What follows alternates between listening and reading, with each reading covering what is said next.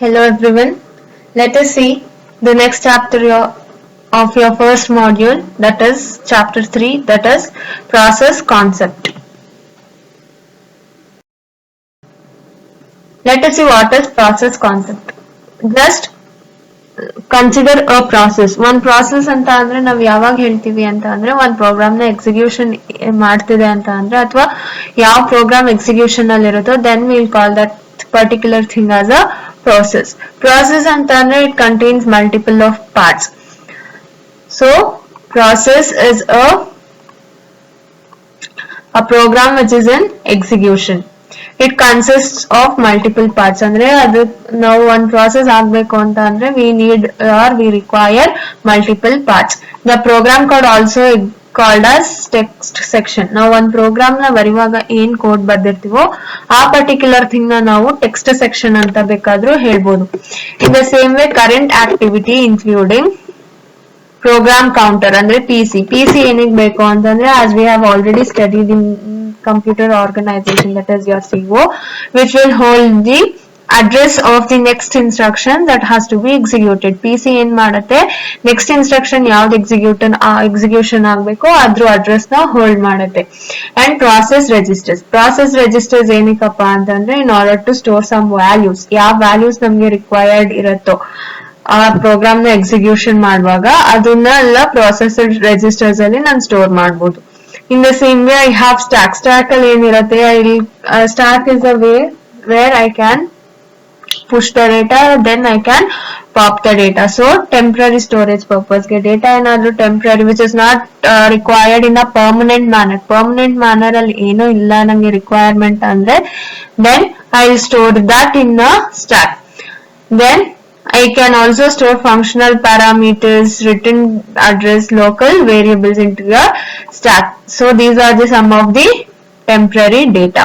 Coming to the data section, which will contain global variables. Data section ಅಂದ್ರೆ ಅದರಲ್ಲಿ global variables ಇರುತ್ತೆ. heap ಅಂತ ಅಂದ್ರೆ ಅದನ್ನ ನಾವು ಡೈನಾಮಿಕ್ ಆಗಿ ರನ್ ಟೈಮ್ ಅಂದ್ರೆ ಒಂದು program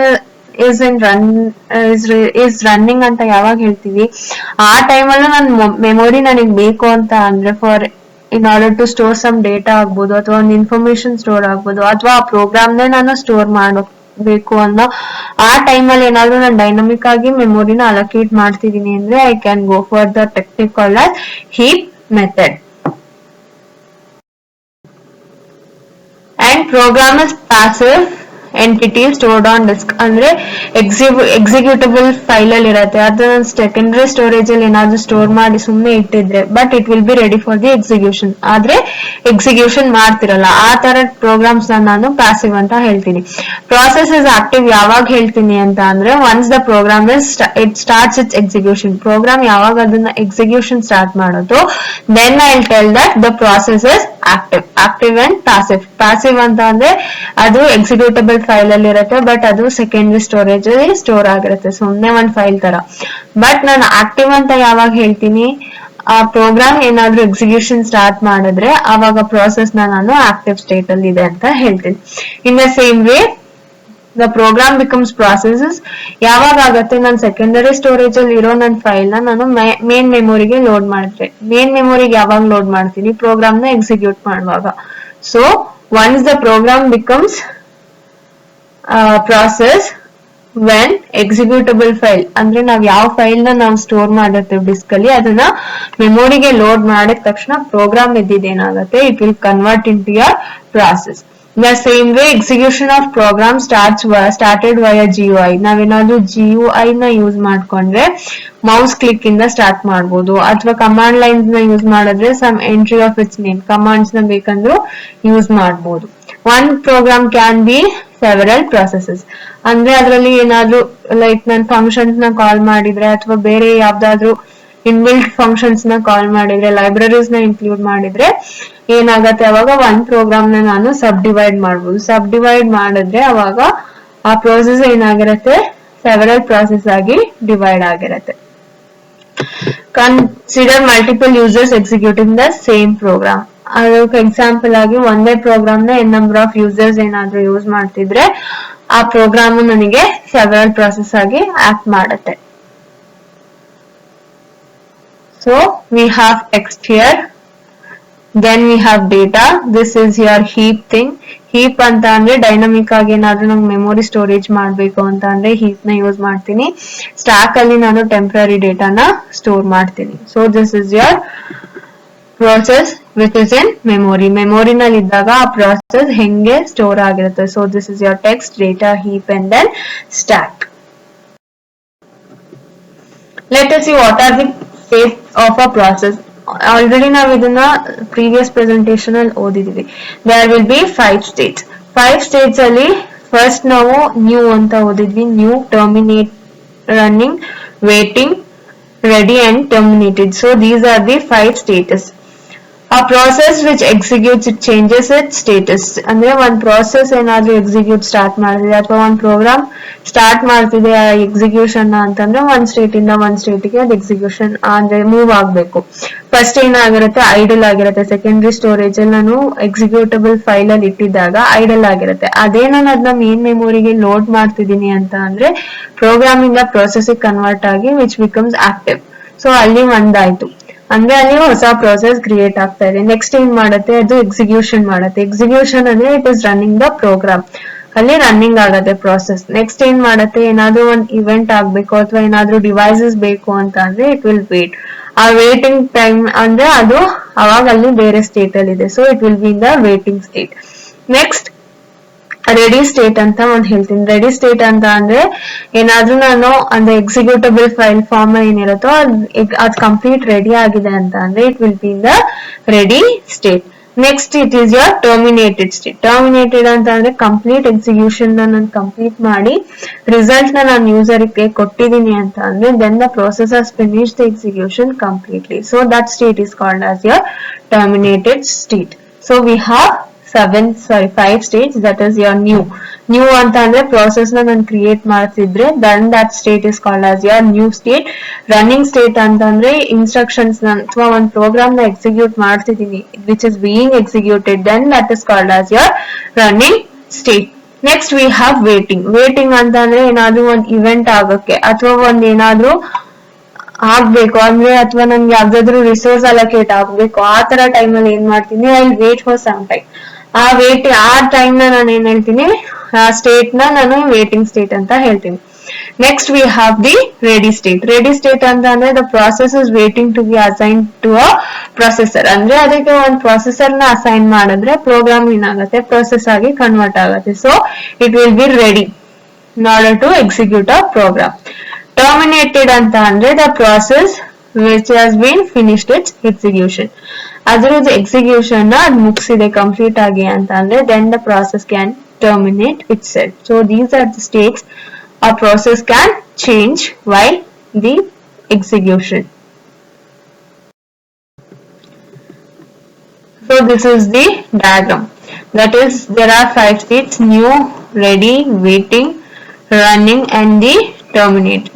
First, a new process will be admitted to a ready state. Ready state ಅಲ್ಲಿ ಏನಾಗುತ್ತೆ, ಪ್ರೊಸೆಸರ್ ಅಸೈನ್ ಆದ್ರೆ ಏನಾಗುತ್ತೆ, it will start to execute. ಏನಾದ್ರೂ ಇವೆಂಟ್ ಆಗ್ಬೇಕು ಅಥವಾ ಏನಾದ್ರೂ ನನಗೆ ರನ್ನಿಂಗ್ ಟೈಮ್ ಇದೆ ಅಂತ ಅಂದ್ರೆ ಅಲ್ಲಿ ರನ್ ಮಾಡುವಾಗ ನಂಗೆ ಏನಾದ್ರೂ ಒಂದು ಇವೆಂಟ್ ಆಗ್ಬೇಕು ಅಥವಾ ಇನ್ಪುಟ್ ಔಟ್ಪುಟ್ ಡಿವೈಸ್ ಇಂದ ಏನಾದ್ರೂ ರಿಸೋರ್ಸಸ್ ಬೇಕು ಅಂತ ಅಂದ್ರೆ ದೆನ್ ರನ್ನಿಂಗ್ ಸ್ಟೇಟ್ ಇಂದ ಏನಾಗುತ್ತೆ, ವೇಟಿಂಗ್ ಸ್ಟೇಟ್ ಬರ್ತೀನಿ. ವೇಟಿಂಗ್ ಸ್ಟೇಟ್ ಅಲ್ಲಿ ಏನಾಗುತ್ತೆ, ಒಂದ್ಸತಿ ನನ್ಗೆ ಕಂಪ್ಲೀಷನ್ ಆಯ್ತು, ಆ ಇವೆಂಟ್ ಆಯ್ತು ಅಥವಾ ರಿಸೋರ್ಸಸ್ ಸಿಕ್ತು ಅಂತ ಅಂದ್ರೆ ಮತ್ತೆ ನಾನು ರೆಡಿ ಸ್ಟೇಟ್ ಹೋಗ್ತೀನಿ. ರೆಡಿ ಸ್ಟೇಟ್ ಅಲ್ಲಿ ಮತ್ತೆ ಎಲ್ ಬಿ ವೇಟಿಂಗ್. ನಂಗೆ ಯಾವ್ದಾದ್ರು ಪ್ರೊಸೆಸರ್ ಸಿಕ್ಬಿಟ್ರೆ ನಾನ್ ಮತ್ತೆ ಏನ್ ಮಾಡ್ತೀನಿ, ರನ್ನಿಂಗ್ ಸ್ಟೇಟ್ ಬರ್ತೀನಿ. ರನ್ನಿಂಗ್ ಸ್ಟೇಟ್ ಅಲ್ಲಿ ಎಲ್ಲಾ ಕರೆಕ್ಟ್ ಆಗಿ ನನ್ಗೆ ರಿಸೋರ್ಸ್ ಅಲೋಕೇಟ್ ಆಗಿ ಎಲ್ಲಾ ಡೇಟಾ ನನ್ನ ಹತ್ರ ಕರೆಕ್ಟ್ ಆಗಿದೆ ಅಂತ ಅಂದ್ರೆ I will complete the execution and I will exit ಆಗಿ ನಾನು ಏನಾಗ್ತೀನಿ, I will move to terminated state. Run ಮಾಡುವಾಗ ಏನಾದ್ರೂ ನನ್ಗೆ ಇಂಟ್ರಪ್ಟ್ಸ್ ಅಂದ್ರೆ ಏನಾದ್ರೂ ಎರರ್ ತರ ಬಂದ್ರೆ then again it has to be move to your ready state. Ready state ಅಲ್ಲಿ ಏನಾಗುತ್ತೆ, this interrupts will be checked. Interrupts ನ ಏನ್ ಸರ್ವಿಸ್ ಕಾಲ್ ಮಾಡಿರುತ್ತೋ ಆ ಸರ್ವಿಸ್ ನ ಕೊಟ್ಟು ಆಮೇಲೆ ಮತ್ತೆ ರನ್ನಿಂಗ್ ಸ್ಟೇಟ್ ಕಳ್ಸುತ್ತೆ. ಸೊ ರನ್ನಿಂಗ್ ಸ್ಟೇಟ್ ಏನಾಗುತ್ತೆ, ಎಲ್ಲಾ ರಿಸೋರ್ಸಸ್ ಮತ್ತೆ ಇಂಟ್ರಪ್ಟ್ ಎಲ್ಲ ಕರೆಕ್ಟ್ ಆಗಿ ಹ್ಯಾಂಡಲ್ ಆಗಿದ್ರೆ ಅಲ್ಲಿ ಕಂಪ್ಲೀಷನ್ ಆಫ್ ದ ಎಕ್ಸಿಕ್ಯೂಷನ್ ನ ಕಂಪ್ಲೀಟ್ ಮಾಡಿ then again it will move back to your terminated state.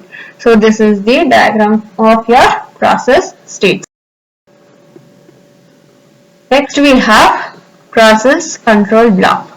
Wear this block ಅಂದ್ರೆ ನಾವ್ ಇವಾಗ ಪ್ರಾಸೆಸ್ ಅಂತ ಹೇಳಿದ್ವಿ, ಅದನ್ನ ಕಂಟ್ರೋಲ್ ಮಾಡ್ಬೇಕು. So we need one process control. ಆ ಕಂಟ್ರೋಲ್ ಮಾಡೋದಕ್ಕೆ we have like what is the structure for that process control. So that is called as your process control block.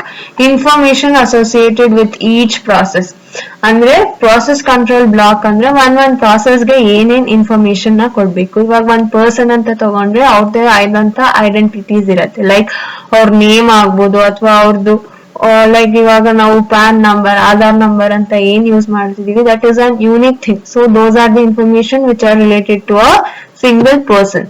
ಅದೇ ತರ ಇಲ್ಲಿ ಒಂದ್ ಪ್ರೋಸೆಸ್ ನ ಕ್ರಿಯೇಟ್ ಮಾಡ್ತಿದೀನಿ ಅಂತ ಅಂದ್ರೆ what are the things that R associated with the process that will be stored into your process control block.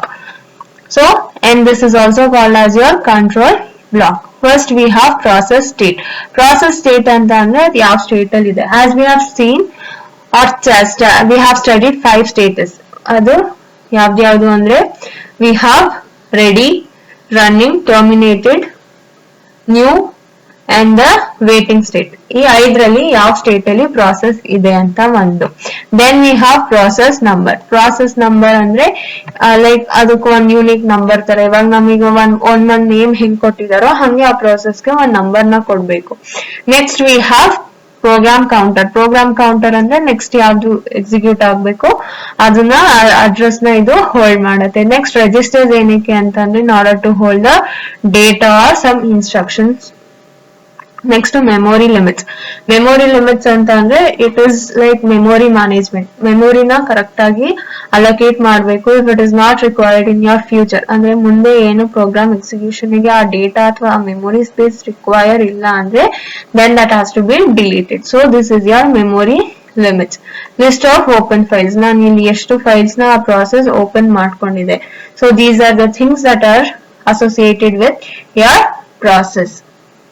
So let us see what is process state. Process states ಅಂದ್ರೆ ಯಾವ್ದಾದ್ರು 5 state ಅಲ್ಲಿ ಒಂದ್ state ಅಲ್ಲಿ ಇರುತ್ತೆ. And program counter is nothing but the location or the which holds the address of the next instructions that has to be executed. Next we have CPU registers. Registers anta andre process centric registers anta heltivi. Like contents of all process centric registers will be in your CPU registers. Next we have CPU scheduling information. CPU na yav tara kodbeku andre processor na process ge henge allocate ಮಾಡ್ತೀನಿ. ಅದು priority base ಆದ್ರೂ ಆಗಿರಬಹುದು ಅಥವಾ scheduling ಅಂದ್ರೆ ನಾನು first ಬಂದಿದ್ದೀನಿ ಅಂದ್ರೆ ನನಗೆ ಫಸ್ಟ್ ಸರ್ವಿಸ್ ನ ಕೊಡ್ಬೇಕು ಆ ತರ ಆದ್ರೂ schedule ಮಾಡಬಹುದು. So that is your CPU scheduling information. Next we have memory management information. Memory management ಅಂದ್ರೆ your memory limits. ಅಂದ್ರೆ ಯಾವ ತರ ಮೆಮೊರಿನ ಅಲೋಕೇಟ್ ಮಾಡ್ತೀನಿ, ಯಾವ ತರ ಡಿಅಲೋಕೇಟ್ ಮಾಡ್ತೀನಿ, all those information will be associated in your memory management information. Accounting information ಅಂದ್ರೆ ಎಷ್ಟೊತ್ತು ಯೂಸ್ ಮಾಡ್ತೀನಿ, like how CPU has been used by the process. ಎಷ್ಟು ಟೈಮ್ ಎಲಾಪ್ಸ್ ಆಯ್ತು, ಲೈಕ್ ಸ್ಟಾರ್ಟ್ ಟೈಮ್ ಇಂದ ಎಂಡ್ ಟೈಮ್ ತನಕ ಎಷ್ಟು ಸತಿ ಎಲಾಪ್ಸ್ ಆಗಿದೆ. So these are the things which are associated with your accounting information. Next I have IO status information. IO status information ಅಂತಂದ್ರೆ ಎಷ್ಟು device ನ ನಾನು ಅಲೋಕೇಟ್ ಮಾಡಿದೀನಿ ಅಥವಾ ಎಷ್ಟು ರಿಸೋರ್ಸಸ್ ನ ಒಂದ್ ಪ್ರಾಸೆಸ್ ಗೆ ಅಲೋಕೇಟ್ ಮಾಡಿದೀನಿ ಅಂಡ್ ಆ ಪ್ರೋಸೆಸ್ ಎಷ್ಟು ಫೈಲ್ಸ್ ನ ಓಪನ್ ಮಾಡ್ಕೊಂಡಿದೆ. So these are the things that R handled or managed by your IO status information. So these are the things that your process control block will contain, or it is the information which is associated with each process.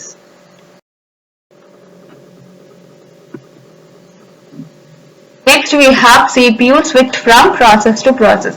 ಅಂದ್ರೆ ಇವಾಗ CPU ಹೆಂಗೆ ಒಂದ್ process ಇಂದ ಒಂದ್ process ಗೆ switch ಆಗತ್ತೆ. Like ಇವಾಗ ಒಂದು ಪ್ರಾಸೆಸ್ ನ ಎಕ್ಸಿಕ್ಯೂಟ್ ಮಾಡ್ತಿರ್ತೀನಿ, ಎಕ್ಸಿಕ್ಯೂಟ್ ಮಾಡುವಾಗ ಆ ಪ್ರೋಸೆಸ್ಗೆ ಏನಾದ್ರೂ ಇಂಟ್ರಪ್ಟ್ ಬರ್ಬೋದು ಇಲ್ಲ ಅಂತಂದ್ರೆ ಯಾವ್ದಾದ್ರು IO ಇವೆಂಟ್ ಆಗ್ಲಿ ಅಂತ ವೇಟ್ ಮಾಡ್ಬೋದು ಅಥವಾ ಯಾವ್ದಾದ್ರು ರಿಸೋರ್ಸಸ್ ಗೆ ವೇಟ್ ಮಾಡ್ತಿರ್ಬೋದು. ಆ ಟೈಮ್ ಅಲ್ಲಿ I can not make my CPU idle. CPU ನ ಐಡಲ್ ಮಾಡಕ್ ಆಗಲ್ಲ. ಸೊ CPU ನ ಐಡಲ್ ಮಾಡಬಾರ್ದು ಅಂತ ಅಂದ್ರೆ ನೆಕ್ಸ್ಟ್ ಯಾವ ಪ್ರೋಸೆಸ್ ರೆಡಿ ಇರುತ್ತೆ ಎಕ್ಸಿಕ್ಯೂಟ್ ಮಾಡಕ್ಕೆ ಆ ಪ್ರೋಸೆಸ್ ನ ಏನ್ ಮಾಡ್ತೀನಿ, ಆ CPU ಗೆ ಅಸೈನ್ ಮಾಡ್ತೀನಿ. ಸೊ ಇಟ್ ಇಸ್ ಸ್ವಿಚಿಂಗ್ ಅಂದ್ರೆ ಪ್ರೋಸೆಸ್ 1 ಇಂದ process 2 ಗೆ it is moving. So ಅದು ಯಾವ ತರ ಆಗುತ್ತೆ, that is the concept here we have, that is CPU switch from process to process where process P in not that is P0 first execute ಆಗ್ತಾ ಇದೆ. ಇಲ್ಲಿ execute ಆಗ್ತಾ ಇದೆ ಅಂತ ಅಂದ್ರೆ it will be execution ಆಗುವಾಗ ಏನಾದ್ರೂ ಎರರ್ ಇದ್ರೆ ಲೈಕ್ ಏನಾದ್ರೂ ಇಂಟರಪ್ಟ್ ಆಯ್ತು ಅಂದ್ರೆ here it is calling an interrupt ಬರ್ತಾ ಇದೆ ಅಥವಾ ಒಂದು ಸಿಸ್ಟಮ್ ಕಾಲ್ ಅಲ್ಲಿ ಇದೆ ಅಂತ ಅಂದ್ರೆ ಅದೇನಾಗತ್ತೆ ಆ ಸ್ಟೇಟ್ ಯಾವ ಸ್ಟೇಟ್ ಅಲ್ಲಿ ಅದು ಎಂಡ್ ಆಗ್ತಿದೆ ಸ್ಟಾಪ್ ಆಗ್ತಿದೆ ಅದನ್ನ ನಾನು ಏನ್ ಮಾಡ್ತಿದೀನಿ ಅದನ್ನ PCB that is process control block ಗೆ ಆ ಸ್ಟೇಟ್ ನ ಸೇವ್ ಮಾಡ್ಕೋತಾ ಇದೀನಿ. ಆ ಟೈಮಲ್ಲಿ ಐಡಲ್ ಮಾಡಕ್ ಆಗಲ್ಲ ನಾನು. ಆ ಟೈಮಲ್ಲಿ ಐಡಲ್ ಮಾಡಕ್ ಆಗಲ್ಲ ಅಂತಂದ್ರೆ ಏನ್ ಮಾಡ್ತಾ ಇದೀನಿ reload States from PCB1 so that ನಾನು ಏನ್ ಮಾಡ್ತಿದೀನಿ ನೆಕ್ಸ್ಟ್ ಪ್ರಾಸೆಸ್ ಯಾವ್ದು ರೆಡಿ ಇದೆಯೋ ಆ ಸ್ಟೇಟ್ ನ ಇಲ್ಲಿ ಲೋಡ್ ಮಾಡ್ತಿದೀನಿ. ಸೊ ಪ್ರಾಸೆಸ್ 1 ಏನಾಗ್ತಾ ಇದೆ ಇಲ್ಲಿ ರನ್ ಆಗ್ತಾ ಇದೆ. ಇಲ್ಲಿ ಫಸ್ಟ್ ಪ್ರಾಸೆಸ್ 1 ಕೂಡ ಐಡಲ್ ಆಗಿತ್ತು ಯಾಕೆಂದ್ರೆ ಇಲ್ಲಿ ಪ್ರಾಸೆಸ್ P0 ನನಗೆ ಎಕ್ಸಿಕ್ಯೂಟ್ ಮಾಡ್ತಿತ್ತು ಆ ಟೈಮಲ್ಲಿ ಇದು ಐಡಲ್ ಇತ್ತು.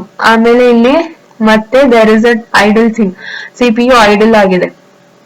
ಏನಕ್ಕೆ ಅಂತ ಅಂದ್ರೆ ಈ ಸ್ಟೇಟ್ ನ ನನ್ ಕಂಟ್ರೋಲ್ ಬ್ಲಾಕ್ ಲೋಡ್ ಮಾಡೋವರೆಗೂ ಐಡಲ್ ಆಗಿತ್ತು. ಒಂದ್ಸತಿ ನಾನು ಲೋಡ್ ಮಾಡಿದೀನಿ ಅಂತ ಅಂದ್ರೆ it will start its execution. P1 ಇಲ್ಲಿ ಎಕ್ಸಿಕ್ಯೂಷನ್ ನ ಸ್ಟಾರ್ಟ್ ಮಾಡ್ತಿದೆ. ಈ ಇಂಟರಪ್ಟ್ ಏನ್ ಬಂದಿತ್ತು P0 ಇಂದ ಅದು ಏನಾದ್ರೂ ಸರ್ವಿಸ್ ಕೊಟ್ಟು ಇಲ್ಲಿ ಮಧ್ಯ ಏನಾದ್ರೂ ಬಂದ್ರೆ ಮಧ್ಯಾಹ್ನ P1 ಎಕ್ಸಿಕ್ಯೂಟ್ ಮಾಡ್ತಾ ಇರ್ತೀನಿ ಅಲ್ಲಿ ಮಧ್ಯಾಹ್ನ ನನಗೆ ಸರ್ವಿಸ್ ಕಂಪ್ಲೀಟ್ ಆಯ್ತು ಅಂತ ಮೆಸೇಜ್ ಬಂತು ಅಂದ್ರೆ ನಾನು ಮತ್ತೆ ಏನ್ ಮಾಡ್ಬೋದು I can go for the P0 ಗೆ ಜಂಪ್ ಆಗ್ಬೋದು ಅಥವಾ P1 ಅನ್ನ ಕಂಪ್ಲೀಟ್ ಮಾಡಿ P0 ಗೆ ಹೋಗ್ಬೋದು. ಸೊ ಇಲ್ಲೂ ಏನಾದ್ರೂ ಇಂಟರಪ್ಟ್ ಬಂತು ಮತ್ತೆ ನನ್ಗೆ ಇಲ್ಲೂ ಏನಾದ್ರೂ ಇಂಟರಪ್ಟ್ ಬಂತು ಅಥವಾ ಎರರ್ ಅಕ್ಕರ್ ಆಯ್ತು ಅಂತ ಅಂದ್ರೆ that will be store to your PCB1 ಗೆ ಸ್ಟೋರ್ ಮಾಡ್ತೀನಿ. ನೆಕ್ಸ್ಟ್ ಏನ್ ಮಾಡ್ತೀನಿ ಅಷ್ಟ್ರಲ್ಲಿ ಏನಾದ್ರೂ ಇದು P0 ರೆಡಿ ಇದ್ರೆ P0 ನ PCB ನಾನು CPU ಲೋಡ್ ಮಾಡಿ CPU ಅದನ್ನ ಏನ್ ಮಾಡ್ತೀನಿ I'll make P0 to execute.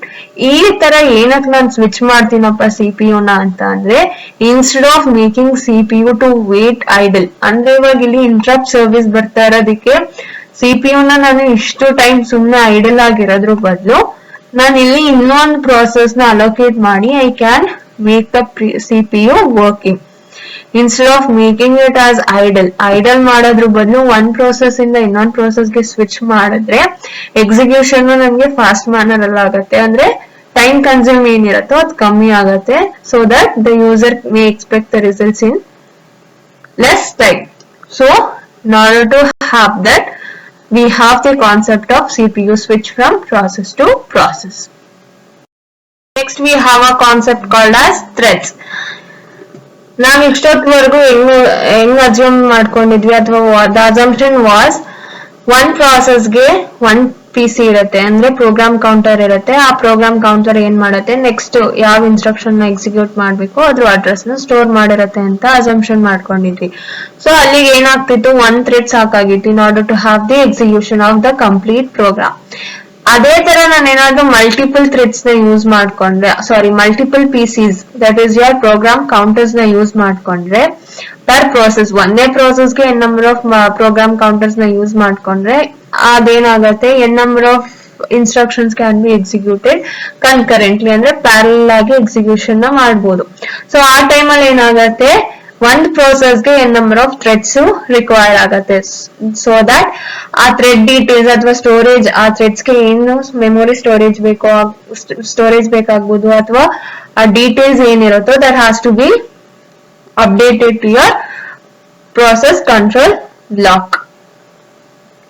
So process has a single thread of execution. ನಾವು ಇಷ್ಟೊತ್ತವರೆಗೂ ಹಿಂಗ ಅನ್ಕೊಂಡಿದ್ವಿ ಅಂದ್ರೆ ಒಂದ್ ಪ್ರಾಸೆಸ್ಗೆ ಒಂದ್ ಥ್ರೆಡ್ ಇರುತ್ತೆ so execution will be start ಆಗತ್ತೆ and it will be completing it ಅಂತ ಅನ್ಕೊಂಡಿದ್ವಿ. In the same way multiple program counters ನ ಏನಾದ್ರೂ ಒಂದ್ ಪ್ರಾಸೆಸ್ ಗೆ ಕೊಟ್ರೆ ಸೊ ದಟ್ ಏನಾಗತ್ತೆ ಪ್ಯಾರಲಲ್ ಎಕ್ಸಿಕ್ಯೂಷನ್ ಸ್ಟಾರ್ಟ್ ಆಗತ್ತೆ ಅಂದ್ರೆ multiple locations can execute at once and multiple threads of control ಅಂದ್ರೆ ಥ್ರೆಡ್ಸ್ ನ ನಾವು ಕಂಟ್ರೋಲ್ ಮಾಡ್ಬೇಕಾಗತ್ತೆ.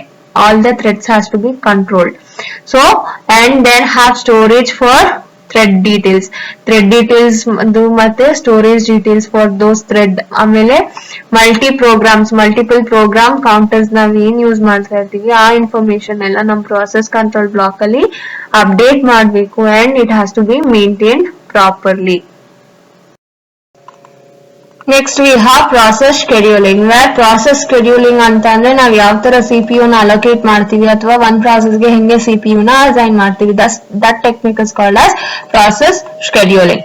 V have maximum CPU use ಅಂದ್ರೆ ಸಿಪಿಯು ನ ನಾವು ಕಂಪ್ಲೀಟ್ ಆಗಿ ಯೂಸ್ ಮಾಡ್ಕೊಬೇಕು, ವಿಚ್ ಮೀನ್ಸ್ ಸಿಪಿಯು ನ ಐಡಲ್ ಆಗಿ ಇಡಬಾರ್ದು. So CPU should be running in order to achieve the more efficient of the system should be more efficient. and process ನ ನಾವು ಸ್ವಿಚ್ ಮಾಡ್ಬೇಕು, one process ಇಂದ ಇನ್ನೊಂದು process ಗೆ ಸ್ವಿಚಿಂಗ್ ಮೆಥಡ್ ನ ಯೂಸ್ ಮಾಡಿದ್ರೆ then we will not make the CPU to be idle ಆಗಿ ಇಡಲ್ಲ ಅಂದ್ರೆ ರೆಸ್ಟ್ ಅಲ್ಲಿ ಇಡಲ್ಲ. so for that particular thing we have a method called as time sharing ಅಂದ್ರೆ one process ಇಷ್ಟು ಟೈಮ್ ಅಲ್ಲಿ execute ಆಗ್ಬೇಕು, ಅದಾದ್ಮೇಲೆ ಅದ್ರದ್ದು ಕಂಟ್ರೋಲ್ ನ ಏನ್ ಮಾಡ್ಬೇಕು ನೆಕ್ಸ್ಟ್ process ಗೆ ಕೊಡ್ಬೇಕು, ಆ ಮೆಥಡ್ ನ ನಾವು ಟೈಮ್ ಶೇರಿಂಗ್ ಅಂತ ಹೇಳ್ತೀವಿ. Next we have the process scheduler. Coming to this process scheduler ಅಂದ್ರೆ ಯಾವ ತರ ಶೆಡ್ಯೂಲ್ ಮಾಡ್ತೀನಿ, ಲೈಕ್ ಸಿಪಿಯು ಏನ್ ಮಾಡುತ್ತೆ ನೆಕ್ಸ್ಟ್ ಅದ್ ಯಾವ್ದು ಎಕ್ಸಿಕ್ಯೂಟ್ ಮಾಡ್ಬೇಕು ಅನ್ನೋದನ್ನ ಎಷ್ಟು ಪ್ರಾಸೆಸಸ್ ಇರುತ್ತೋ ಎನ್ ನಂಬರ್ ಆಫ್ ಪ್ರಾಸೆಸ್ ಇರುತ್ತೆ, ಅದ್ರಲ್ಲಿ ಸಿಪಿಯು ನೆಕ್ಸ್ಟ್ ಯಾವ ಇನ್ಸ್ಟ್ರಕ್ಷನ್ ಅಥವಾ ಯಾವ ಪ್ರಾಸೆಸ್ ನ ಎಕ್ಸಿಕ್ಯೂಟ್ ಮಾಡ್ಬೇಕು ಅನ್ನತ್ತೋ ಅದನ್ನ ಅಲ್ಲಿ ಯಾವ್ದು ಅವೈಲಬಲ್ ಪ್ರಾಸೆಸ್ ಇರುತ್ತೋ ಅದ್ರಲ್ಲಿ ಸೆಲೆಕ್ಟ್ ಮಾಡುತ್ತೆ. So process scheduler is which selects among the available process in order to have the next execution on the CPU. Next, in order to maintain this process scheduler, we have n number of queues or 3 queues, that is scheduling, those are called as scheduling queues of the process. We have job queue, ready queue and the device queues. Coming to this job queue ಅಂತಂದ್ರೆ ಒಂದ್ಸತಿ process ನ ನಾವು create ಮಾಡಿದ್ವಿ ಅಂತಂದ್ರೆ then that will be moved to your job queue ಅಂತ ಅಂದ್ರೆ set of all the process in the system. ಅದು ನಿಮ್ಗೆ ಮೇನ್ ಮೆಮೊರಿ ಆದ್ರೂ ಇರ್ಬೋದು, ಡಿಸ್ಕ್ ಅಲ್ಲಿ ಆದ್ರೂ ಇರ್ಬೋದು, ಬಟ್ ಒಂದ್ಸತಿ process ಕ್ರಿಯೇಟ್ ಆಗಿದೆ ಅಂತ ಅಂದ್ರೆ then that process will be in your job queue. Next we have the ready queue ಅಂತ ಅಂದ್ರೆ once the process ಯಾವ್ದು ಎಕ್ಸಿಕ್ಯೂಷನ್ ಸ್ಟಾರ್ಟ್ ಮಾಡ್ಬೇಕು ರೆಡಿ ಇರುತ್ತೋ ಅದನ್ನ ನಾವೇನಾದ್ರೂ ಡಿಸ್ಕ್ ಸ್ಟೋರೇಜ್ ಅಂದ್ರೆ ಮೆಮೊರಿ ಸೆಕೆಂಡರಿ ಮೆಮೊರಿಯಿಂದ ಮೇನ್ ಮೆಮೊರಿಗೆ ಲೋಡ್ ಮಾಡ್ತಿದೀವಿ, ಆ ತರ ಲೋಡ್ ಮಾಡಿದಾಗ then it will be in the ready state ಅಲ್ಲಿ ಇರುತ್ತೆ and it will be waiting for the CPU in order to have the execution. So set of all the process residing the main memory ನಲ್ಲಿ ಇರೋ process and which is ready in order to execute it. So those process will be in the ready queue. Next we have the third queue, that is device queue ಅಂತ ಅಂದ್ರೆ ನಾವು execute ಮಾಡ್ತೀವಿ ಅಂದ್ರೆ ready state ಇಂದ ಏನಾಗ್ತೀನಿ ನಾನು execution start ಮಾಡ್ತೀನಿ, ನನ್ CPU allocate ಆಗತ್ತೆ, ನಾನು ಎಕ್ಸಿಕ್ಯೂಷನ್ ನ ಸ್ಟಾರ್ಟ್ ಮಾಡ್ತೀನಿ. ಎಕ್ಸಿಕ್ಯೂಷನ್ ಸ್ಟಾರ್ಟ್ ಮಾಡಿದಾಗ ಮಧ್ಯ ಏನಾದ್ರೂ ಇಂಟರಪ್ಟ್ ಬರ್ಬೋದು ಅಥವಾ ನನ್ಗೆ ಯಾವ್ದಾದ್ರು ಇವೆಂಟ್ ಆದ್ರೆ ಅಂದ್ರೆ ಯಾವ್ದಾದ್ರು ಬೇರೆ ಇನ್ನೊಂದು ಇವೆಂಟ್ ಮೇಲೆ ನಾನು ಡಿಪೆಂಡ್ ಆಗಿದ್ದೀನಿ ಅಂತ ಅಂದ್ರೆ ಅವಾಗ ಏನಾಗತ್ತೆ ನಾನು ವೇಟಿಂಗ್ ಸ್ಟೇಟ್ ಅಲ್ಲಿ ಇರ್ಬೇಕಾಗತ್ತೆ. ಏನಕ್ಕೆ ವೇಟಿಂಗ್ ಸ್ಟೇಟ್ ಗೆ ಹೋಗ್ಬೇಕು, because I am depending on some other event to occur.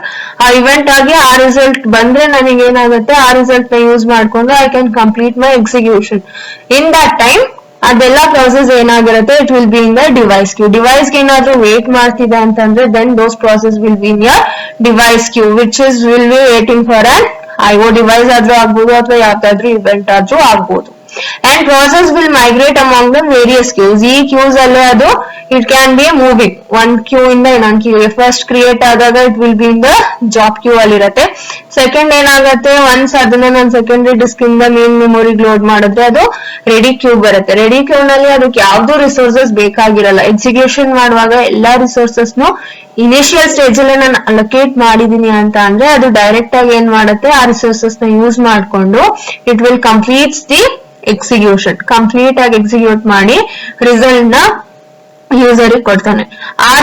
ಏನಾದ್ರೂ ಅದ್ ಎಕ್ಸಿಕ್ಯೂಷನ್ ಮಾಡುವಾಗ ಏನಾದ್ರೂ ಇವೆಂಟ್ ಆಗ್ಬೇಕು ಅಥವಾ IO ಡಿವೈಸಸ್ ಮೇಲೆ ಅದು ಡಿಪೆಂಡ್ ಆಗಿರತ್ತೆ ಅಂದ್ರೆ ಇನ್ನು ಇನಿಷಿಯಲ್ ಸ್ಟೇಜ್ ನಾನು ಕರೆಕ್ಟ್ ಆಗಿ ರಿಸೋರ್ಸಸ್ ನ ಅಲೋಕೇಟ್ ಮಾಡಿರಲ್ಲ, ಬಿಕಾಸ್ ಆ ರಿಸೋರ್ಸಸ್ ಬೇರೆ ಪ್ರಾಸೆಸ್ ಯೂಸ್ ಮಾಡ್ತಿರ್ಬೋದು. ಆ ಟೈಮ್ ಅಲ್ಲಿ ಏನಾಗತ್ತೆ ಅದೇನಾದ್ರೂ ಆ ಪರ್ಟಿಕ್ಯುಲರ್ ರಿಸೋರ್ಸ್ ಬೇಕಾಗಿರತ್ತೆ ಅಂದ್ರೆ ಅದನ್ನ ಎಕ್ಸಿಕ್ಯೂಟ್ ಮಾಡಕ್ಕೆ, ಅವಾಗ that has to move to this device queue in order to allocate those resources. Once sati ನಾನು ಆ resources ನ allocate ಮಾಡಾದ್ಮೇಲೆ again it will move back to your ready queue. ready queue ಗೆ ಹೋಗುತ್ತೆ. ready queue ಗೆ ಹೋಗಿ it will be waiting. ಆ CPU ಅದನ್ನ ತಗೊಳ್ಳೋವರೆಗೂ ಅದು wait ಮಾಡ್ತಾ ಇರುತ್ತೆ. Once the CPU has been assigned to that particular process, it will complete its execution and it will give back the result to the user. So this is how the process scheduling takes among the n number of process. Let us see how the queues are used here. Like in this diagram we have like ready queue, job queue, disk queues na use ಮಾಡ್ಕೊಂಡು ಹೆಂಗೆ ನಾವು we are switching the CPU ಅಂತ. First ಇವಾಗ ಇಲ್ಲಿ one process ಏನಾದ್ರೂ ready queue ಅಲ್ಲಿ ಇದೆ ಅಂತ ಅಂದ್ರೆ ನಾನು ಏನ್ ಮಾಡ್ತಿದ್ದೀನಿ, ಇಲ್ಲಿ ಡೈರೆಕ್ಟ್ ಆಗಿ PCB7 ಗೆ ಕೊಡ್ತಾ ಇದ್ದೀನಿ. ಇದ್ರದ್ದು ಏನಾದ್ರೂ ಇಲ್ಲಿ ಇಂಟರಪ್ಟ್ ಬಂತು ಅಂದ್ರೆ it is moving to your process B2 and if it is having correct ಆಗಿ ಎಕ್ಸಿಕ್ಯೂಷನ್ ಆದ್ರೆ ಇಲ್ಲಿ ಅದು ಟರ್ಮಿನೇಟ್ ಆಗತ್ತೆ. ಇಲ್ಲ ಅಂತ ಅಂದ್ರೆ ಏನಾಗುತ್ತೆ, ಏನಾದ್ರೂ ಇಂಟರಪ್ಟ್ ಬಂತು ಅಂತ ಅಂದ್ರೆ then it will be moved on to your any other types like your device queues. In the same way we have magnetic tape unit 0, magnetic tape unit 1, disk unit 1. ಇದ್ರಲ್ಲೂ ಅಷ್ಟೇ ಇಲ್ಲಿ ಏನಾದ್ರೂ ಡಿವೈಸ್ ಕ್ಯೂ ನಲ್ಲಿ ಎಲ್ಲ ಆಯ್ತು ಅಂತ ಅಂದ್ರೆ then again it will be assigned to the PCB, that is your process 3.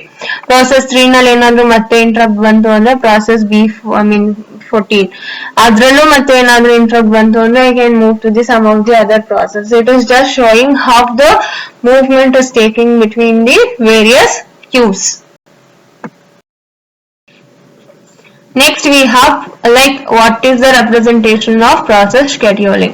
We have like in order to represent this process scheduling we have a technique called as queuing diagram, where queuing diagram represents the queues, resources and the flow.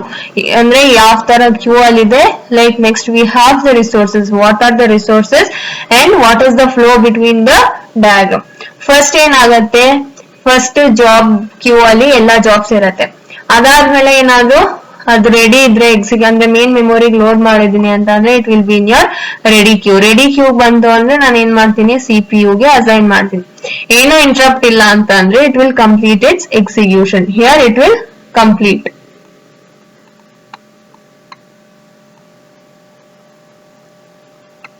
if it is having some of the errors ಅಥವಾ ಏನಾದ್ರೂ ಇಂಟರಪ್ಟ್ಸ್ ಆಗ್ಬೋದು ಅಥವಾ ಏನಾದ್ರೂ event ಆಗ್ಬೇಕು, like that is your IO request, input output request ಅಂತ ಅಂದ್ರೆ ಏನಾಗುತ್ತೆ, input output ಕ್ಯೂಗ್ ಹೋಗಿ ಇಲ್ಲಿ ಸರ್ವಿಸ್ ನ ತಗೊಂಡು ಮತ್ತೆ ಅದೇನಾಗತ್ತೆ ನಿಮ್ಗೆ ರೆಡಿ ಕ್ಯೂ ನಲ್ಲಿ ಇರತ್ತೆ. ಅಂದ್ರೆ it will be waiting in the ready Q.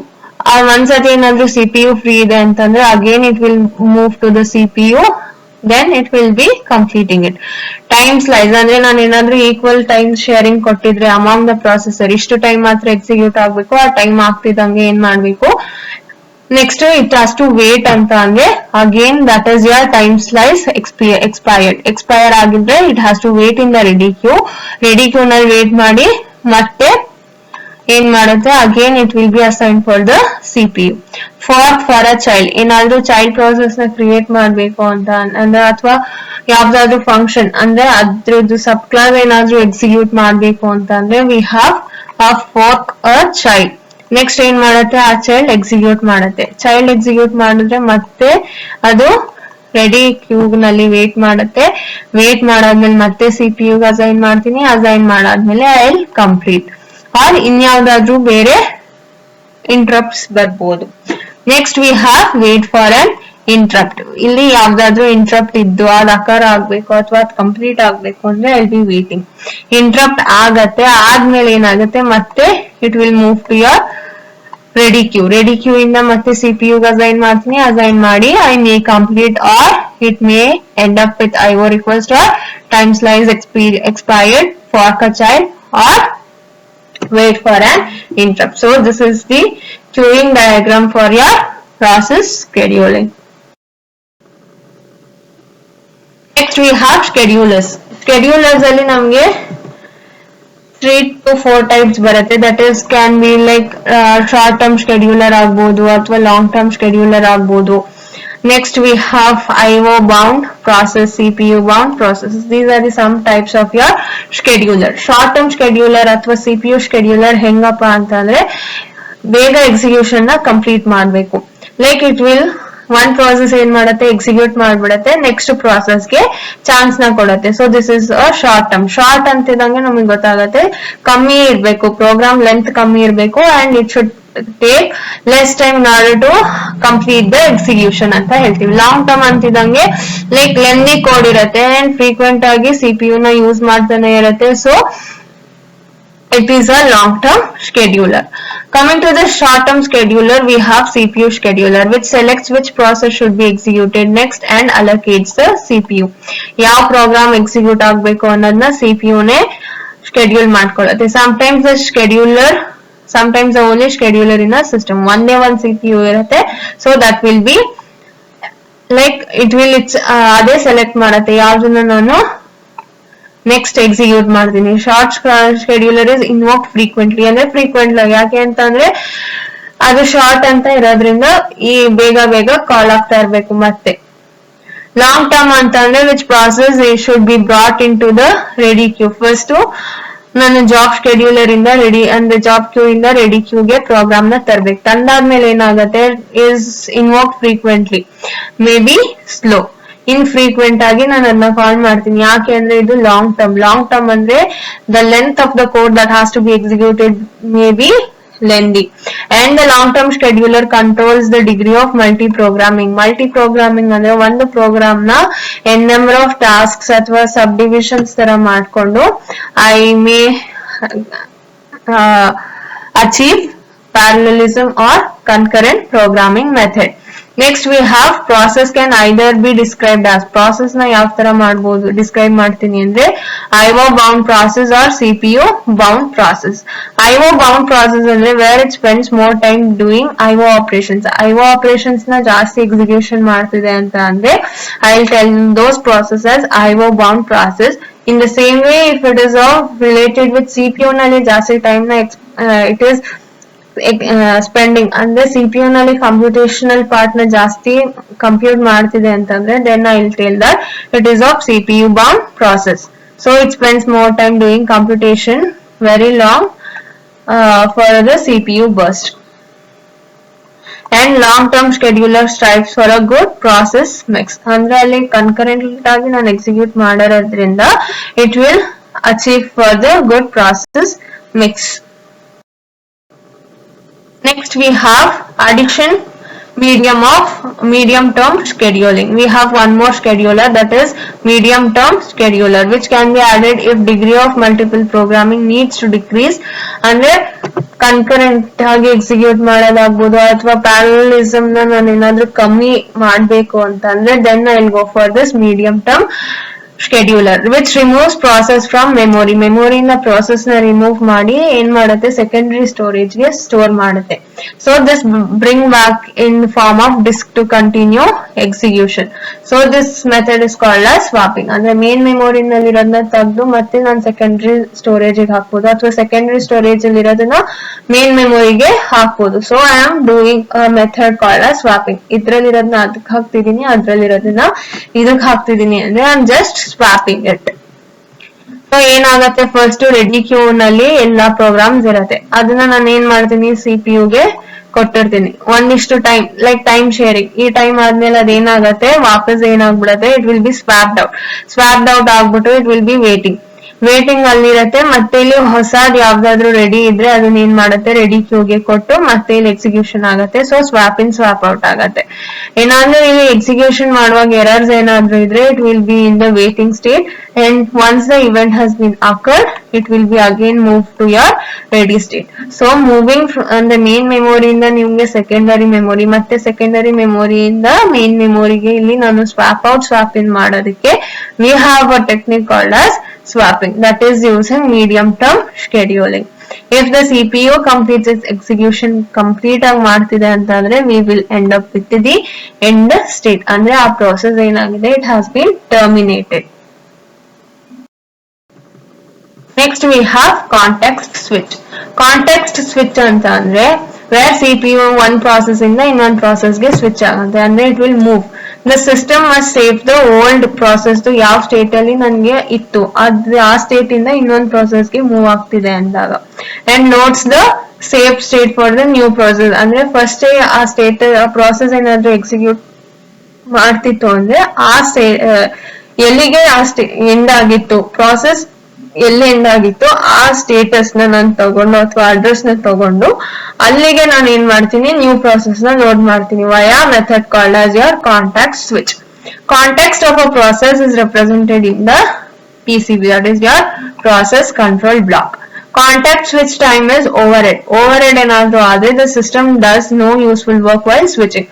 ಅದೇನಾದ್ರು ತುಂಬಾ ಜಾಸ್ತಿ ಟೈಮ್ ತಗೋತಾ ಇದೆ ಅಂತಂದ್ರೆ ಸ್ವಿಚಿಂಗ್ ಮಾಡುವಾಗ ಒನ್ ಪ್ರಾಸೆಸ್ ಇಂದ ಇನ್ನೊಂದ್ ಪ್ರಾಸೆಸ್ ಅಂದ್ರೆ CPU ನ ಸ್ವಿಚ್ ಮಾಡುವಾಗ ಒನ್ ಪ್ರಾಸೆಸ್ ಇಂದ ಇನ್ನೊಂದ್ ಪ್ರಾಸೆಸ್ಗೆ ಅಲ್ಲಿ ಸಿಸ್ಟಮ್ ನ ಏನೋ ಯೂಸ್ಫುಲ್ ವರ್ಕ್ ಇರಲ್ಲ. So the system becomes inefficient. So the more complex the OS and the PCB, the longer the context switch. ಅಂದ್ರೆ ನಮ್ಗೆ OS ಕಾಂಪ್ಲೆಕ್ಸ್ ಆದ್ರೆ ಅಥವಾ PCB ಲಾಂಗರ್ ಇದ್ರೆ ನಮಗೆ ಏನಾಗುತ್ತೆ, ಕಾಂಟ್ಯಾಕ್ಟ್ ಸ್ವಿಚ್ ಸ್ವಲ್ಪ ಕಷ್ಟ ಆಗತ್ತೆ. The time dependent on hardware support. So it depends on the hardware support. ಅಂದ್ರೆ ಹಾರ್ಡ್ವೇರ್ ಯಾವ ತರ ನನಗೆ ಸಪೋರ್ಟ್ ಮಾಡ್ತಿದೆ ಅನ್ನೋದ್ರ ಮೇಲೆ ಕಾಂಟ್ಯಾಕ್ಟ್ ಸ್ವಿಚ್ ಗೆ ಏನ್ ಟೈಮ್ ಬೇಕಿರುತ್ತೋ ಅದು ಡಿಪೆಂಡ್ ಆಗುತ್ತೆ. Some hardware provides multiple sets of registers. ಅಂದ್ರೆ n ನಂಬರ್ ಆಫ್ ರೆಜಿಸ್ಟರ್ಸ್ ನ CPU ಕೊಟ್ಟಿರುತ್ತೆ. ಸೊ ನಾನು ಈಸಿಯಾಗಿ ಡೇಟಾನ ಲೋಡ್ ಮಾಡ್ಕೋಬಹುದು. ಬಟ್ ಸಮ್ ಹಾರ್ಡ್ವೇರ್ ಏನ್ ಮಾಡುತ್ತೆ, ಒಂದೇ ರೆಜಿಸ್ಟರ್ ಇಂದ ಕೊಡ್ಬೋದು ಅಥವಾ 2 ರೆಜಿಸ್ಟರ್ ನ ಕೊಡ್ಬೋದು. ಆ ಟೈಮಲ್ಲಿ it becomes bit complex thing. Multiple contacts loaded at once, but one day I should be loading n number of times. So that's where it takes more time. Next we have operation on process. Process ಅಲ್ಲಿ ಏನೇನು operation ಮಾಡ್ಬೋದು, ಒಂದು ನಾನು ಹೊಸ process ನ create ಮಾಡ್ಬೋದು, ಇಲ್ಲ terminate ಮಾಡ್ಬೋದು. ಅದನ್ನ ಬಿಟ್ರೆ ನಾನು ಇನ್ನೇನು ಮಾಡಕ್ಕಾಗಲ್ಲ. So we have to mechanisms or the operations, that is process creation, and the other one is your process termination. Let us see what is process creation and what is process termination. Coming to this process creation ಅಂತಂದ್ರೆ ನಂಗೆ ಯಾವ್ದಾದ್ರು program ready ಇದೆ, executable form ಅಲ್ಲಿ ಇರತ್ತೆ, ಅದನ್ನೇನಾದ್ರು main ಮೆಮೊರಿಗೆ ನಾನು load ಮಾಡ್ತಿದ್ದೀನಿ ಅಂತ ಅಂದ್ರೆ I am creating a process. ಅಥವಾ ಪೇರೆಂಟ್ ಪ್ರಾಸೆಸ್ ಏನ್ ಮಾಡತ್ತೆ, ಚೈಲ್ಡ್ ಪ್ರಾಸೆಸ್ ನ ಕ್ರಿಯೇಟ್ ಮಾಡತ್ತೆ. n number of child process can be created. So that is a method of creating your process creation, in which turn it creates the other process. So igen madutte, parent process en madutte, upon creating a child process it becomes a parent process. In the same way these child process can create their own child process and this can become a parent process, where it forms a tree of processor. Andre first one ancestor irutte, ancestor en madutte, ಎರಡು process ನ create ಮಾಡುತ್ತೆ. ಈ ಎರಡು process ಅಲ್ಲಿ it can create n number of childs. So this forms a tree. Generally process identified and managed by a identifier. ಪ್ರಾಸೆಸ್ಗೆ ಒಂದು identifier ನ ಕೊಟ್ಟಿರ್ತೀವಿ and that identifier is unique throughout the execution. So ಅದನ್ನ ನಾನು identify ಮಾಡ್ಬೇಕು, ಯಾವ process execution ಅಲ್ಲಿ ಇದೆ, ಯಾವ ಸ್ಟೇಜ್ ಅಲ್ಲಿ ಇದೆ ಅಥವಾ ಯಾವ ಸ್ಟೇಟ್ ಅಲ್ಲಿ ಇದೆ, ಅದನ್ನ ಹೆಂಗ್ ಮ್ಯಾನೇಜ್ ಮಾಡ್ತೀನಿ ಅಂದ್ರೆ by making use of this process identifier, that is called as your PID. Resource sharing option. Resource sharing option ಅಂದ್ರೆ ಪೇರೆಂಟ್ ಅಲ್ಲಿ ಏನಾದ್ರೂ ರಿಸೋರ್ಸಸ್ ಇದ್ರೆ that can be shared by your child also. And parent and child can share all the resources. Parent ಮತ್ತೆ child ಅವ್ರ ಮಧ್ಯ ಎಷ್ಟು resources ನ ಬೇಕಾದ್ರೂ ಶೇರ್ ಮಾಡಬಹುದು. And children share subset of parents resources. Complete ಆಗಿ ಪೇರೆಂಟ್ ರಿಸೋರ್ಸ್ ಎಷ್ಟು resources ನ ಚೈಲ್ಡ್ ಗೆ ಅಸೈನ್ ಮಾಡಿರ್ತಾನೋ ಅಷ್ಟು ರಿಸೋರ್ಸಸ್ ಚೈಲ್ಡ್ ಗೆ ಅಸೈನ್ ಆಗಿರುತ್ತೆ. ಸೊ ಚೈಲ್ಡ್ ಅಲ್ಲಿ ಇರೋ ರಿಸೋರ್ಸಸ್ ನಾನು ಸಬ್ಸೆಟ್ ಆಫ್ ಪ್ಯಾರೆಂಟ್ ಅಂತ ಹೇಳ್ಬೋದು. ಸೊ ಚೈಲ್ಡ್ ರಿಸೋರ್ಸಸ್ ಅಲ್ಲಿ ಏನಿರುತ್ತೋ that is the subset of the your parent resources. And parent and child shares no resources. Execution options.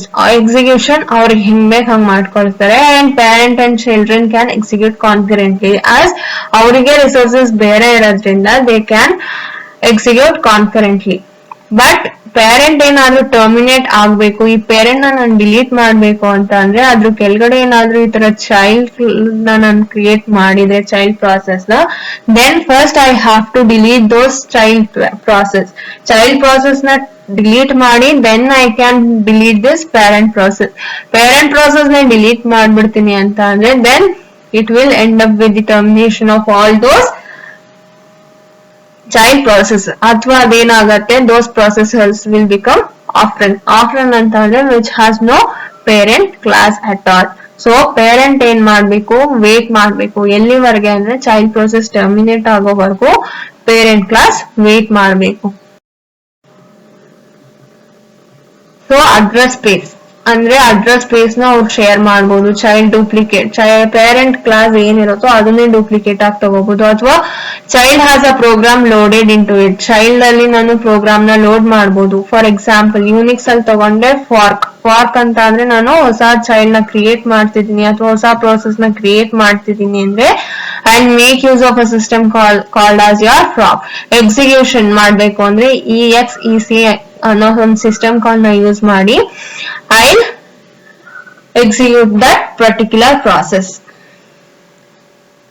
Replace the process memory space with a new program. ಏನಗಪ್ಪ ನಾನು ಈ execution functional ಕಾಲ್ ನ system ಕಾಲ್ ನ use ಮಾಡ್ತೀನಿ after a fork ಅಂತ ಅಂದ್ರೆ in order to replace the process memory space with a new program. ಹೊಸ program ಇಂದ replace ಮಾಡೋದಕ್ಕೋಸ್ಕರ I will call those EXEC, that is execute system call. This is the process creation thing. So parent ಇರ್ತಾನೆ, parent ಏನ್ ಮಾಡ್ತಾನೆ first ಫಾರ್ಕ್ ಅನ್ನೋ function ನ ಕಾಲ್ ಮಾಡಿ child ಅಂತ ಕ್ರಿಯೇಟ್ ಮಾಡ್ತಾನೆ. ಚೈಲ್ಡ್ ಅಂತ ಕ್ರಿಯೇಟ್ ಮಾಡಾದ್ಮೇಲೆ V have a thing called as that is EXEC. ಈ ಸಿಸ್ಟಮ್ ಕಾಲ್ ನ ಎಕ್ಸಿಕ್ಯೂಷನ್ ಸಿಸ್ಟಮ್ ಕಾಲ್ ನ ಕಾಲ್ ಮಾಡಿ ಮೇನ್ ಮೆಮೊರಿಗೆ ನಾವ್ ಏನ್ ಮಾಡ್ತೀವಿ ಲೋಡ್ ಮಾಡ್ತೀವಿ. ಲೋಡ್ ಮಾಡಾದ್ಮೇಲೆ that becomes a new process and exit ಅಂದ್ರೆ it can be terminated. So parent has to wait, ಎಲ್ಲಿವರೆಗೂ ವೇಟ್ ಮಾಡಬೇಕು until the child gets terminated. It will wait and it will resumes. Next we have process termination. Process termination ಅಂತಂದ್ರೆ as the name itself telling, terminate ಆಗಬೇಕು and it has to be ended. End ಆಗಬೇಕು ಅಂತಂದ್ರೆ we have a system call called as exit. So process will be execute last statement and then ask the operating system to delete it using the exit system call. ಅಂದ್ರೆ last statement program ಅಲ್ಲಿ last statement ಏನಿರುತ್ತೆ ಅಥವಾ instruction ಏನಿರುತ್ತೋ ಅದನ್ನ execute ಮಾಡಿ it will request or it will tell the operating system in order to delete that, ಅದನ್ನ delete ಮಾಡಕ್ಕೆ ಕೇಳತ್ತೆ using exit system call. Returns the status data from child parent, child ಇಂದ parent ಗೆ wait ಅಂತ ಹೇಳ್ಬಿಟ್ಟು child ಇಂದ parent ಗೆ status ನ ಕಳ್ಸತ್ತೆ. So process resources are deallocated by the operating system. ನಾನು ಏನ್ ರಿಸೋರ್ಸಸ್ ನ ಅಲೋಕೇಟ್ ಮಾಡಿರ್ತೀನಿ ಎಕ್ಸಿಕ್ಯೂಷನ್ ಮಾಡೋದಕ್ಕೋಸ್ಕರ ಅದನ್ನೆಲ್ಲ ನಾನು ಏನ್ ಮಾಡ್ತೀನಿ ಒಂದ್ ಸತಿ ಅದು ಎಕ್ಸಿಟ್ ಫಂಕ್ಷನ್ ಸಿಸ್ಟಮ್ ಕಾಲ್ ನ ಕಾಲ್ ಮಾಡಿದೆ ಅಂದ್ರೆ the resources which are allocated to that particular process will be deallocated and parent may terminate the execution of the child. ಅಂದ್ರೆ ಚೈಲ್ಡ್ ಪ್ರಾಸೆಸ್ ಎಕ್ಸಿಕ್ಯೂಷನ್ ಮಾಡ್ತಿದ್ದೆ ಬಟ್ ಅದನ್ನ ಮಧ್ಯಾಹ್ನ ನಾನು ಟರ್ಮಿನೇಟ್ ಮಾಡ್ಬೋದು using the abort system call. Abort system call ಏನಾದ್ರೂ parent ಕಾಲ್ ಮಾಡಿದ್ರೆ ಅದ್ರ ಕೆಳಗಡೆ ಯಾವ ಚೈಲ್ಡ್ ಪ್ರಾಸೆಸ್ ಇರತ್ತೋ ಆ ಪ್ರಾಸೆಸ್ ಏನಾಗತ್ತೆ it will be terminated. Some reasons ಏನಕ್ಕೆ ಆತರ ಮಾಡತ್ತೆ ಅಂದ್ರೆ child has exceeded allocated resource, ಅಂದ್ರೆ ಅಲೋಕೇಟೆಡ್ ರಿಸೋರ್ಸಸ್ ಗಿಂತ ಜಾಸ್ತಿ ರಿಸೋರ್ಸಸ್ ನ ಯೂಸ್ ಮಾಡ್ತಿರ್ಬೋದು ಅಥವಾ ಆ ಪರ್ಟಿಕ್ಯುಲರ್ ಟಾಸ್ಕ್ ಏನ್ ಅಸೈನ್ ಮಾಡಿರ್ತೀನಿ ಅದ್ ಕಂಪ್ಲೀಟ್ ಆಗಿದ್ರು ಸುಮ್ನೆ ಐಡಲ್ ಆಗಿರೋ ತರ, ಅಥವಾ ದ ಪೇರೆಂಟ್ ಇಸ್ ಎಕ್ಸಿಟಿಂಗ್ ಅಂದ್ರೆ ಆ ಪೇರೆಂಟ್ ಟರ್ಮಿನೇಟ್ ಆಗೋ ಸ್ಟೇಜ್ ಬಂದ್ಬಿಟ್ಟಿರತ್ತೆ ಬಟ್ ಚೈಲ್ಡ್ ಇರತ್ತೆ. ಆ ಟೈಮಲ್ಲಿ parent examine it cannot be terminated. So ಏನ್ ಮಾಡುತ್ತೆ ಫಸ್ಟ್ parent is executing ಅಂದ್ರೆ the operating system doesn't allow a child to continue if its parent is terminating. ಅಂದ್ರೆ parent terminate ಆಗ್ತಿದ್ದಾನೆ ಅಂತ ಅಂದ್ರೆ child ಅಲ್ಲಿ execution ಮಾಡಕ್ಕೆ operating system allow ಮಾಡಲ್ಲ. So these are the three reasons why a parent can terminate the child. ಏನಕ್ಕೆ ಅಂತ ಅಂದ್ರೆ first one resources ನ ಜಾಸ್ತಿ ಯೂಸ್ ಮಾಡಿದ್ರೆ, ಇನ್ನೊಂದು ಆ ಟಾಸ್ಕ್ ಏನ್ ಅಸೈನ್ ಮಾಡಿರ್ತೀವಿ ಅದೇನು ಯೂಸ್ ಇಲ್ಲ ನನ್ಗೆ ಫರ್ದರ್ ಎಕ್ಸಿಕ್ಯೂಷನ್ ಅಲ್ಲಿ ಅಂದ್ರೆ that is your second reason. Third reason parent ಆಗಿರೋನೆ ಟರ್ಮಿನೇಟ್ ಆಗ್ಬೇಕು ಅಂತ ಅಂದಾಗ ಆ ಪೇರೆಂಟ್ ಏನ್ ಮಾಡ್ತಾನೆ ಚೈಲ್ಡ್ ನ ಫೋರ್ಸ್ಫುಲಿ ಅಬಾರ್ಟ್ ಮಾಡ್ತಾನೆ ಅಂದ್ರೆ ಟರ್ಮಿನೇಟ್ ಮಾಡ್ತಾನೆ. ಏನಕ್ಕೆ ಅಂದ್ರೆ the operating system doesn't support the thing once, ಅಂದ್ರೆ ಪೇರೆಂಟ್ ಡಿಲೀಟ್ ಆಗಿದೆ ಅಂತ ಅಂದ್ರೆ ಚೈಲ್ಡ್ ನ ಎಕ್ಸಿಕ್ಯೂಟ್ ಮಾಡಕ್ ಬಿಡಲ್ಲ. So that is mean it the operating system doesn't support this technique. Some operating systems do not allow child to exist if the parent is terminated. Parent terminate agide antandre child na exit agak bidalla. If a process terminates, then all child must also be terminated. Terminate agbodu, like it can be cascading termination, or all children, grandchildren, etc. are also terminate. ಇವಾಗ ನಾನು tree ಅಂತ ಹೇಳಿದ್ವಿ, tree ನಲ್ಲಿ root ಅನ್ನೋದನ್ನೇ ನಾನು delete ಅಥವಾ ಅದೇ terminate ಆಗ್ತಿದೆ ಅಂತ ಅಂದ್ರೆ ಅದ್ರ ಗ್ರಾಂಡ್ ಚಿಲ್ಡ್ರನ್ಸ್ ಆಗ್ಬೋದು ಅಥವಾ ಕಂಪ್ಲೀಟ್ ಟ್ರೀನೇ ಏನಾಗ್ಬಿಡುತ್ತೆ, ಟರ್ಮಿನೇಟ್ ಆಗ್ಬಿಡುತ್ತೆ. ಸೊ ಆ ಟೈಮ್ ಅಲ್ಲಿ ನಾನು ಅಂದ್ರೆ ಅದಕ್ಕೆ ಅಸೈನ್ ಮಾಡಿರೋದೆಲ್ಲ ಏನಾಗ್ಬಿಡುತ್ತೆ, it becomes a waste or inefficient. So the termination is initiated by the operating system. Operating system indane termination na ನಾವು initiate ಮಾಡ್ತೀವಿ. The parent process may wait for the termination of a child process by using a wait system call. Wait system call na ಏನಾದ್ರೂ operating system ಗೆ ಕಳಿಸಿದ್ರೆ parent process, it can wait for some time. ಆ time ಗೆ wait ಮಾಡಿ ಆಮೇಲೆ operating system ಏನ್ ಮಾಡತ್ತೆ, then it will make the parent process terminate.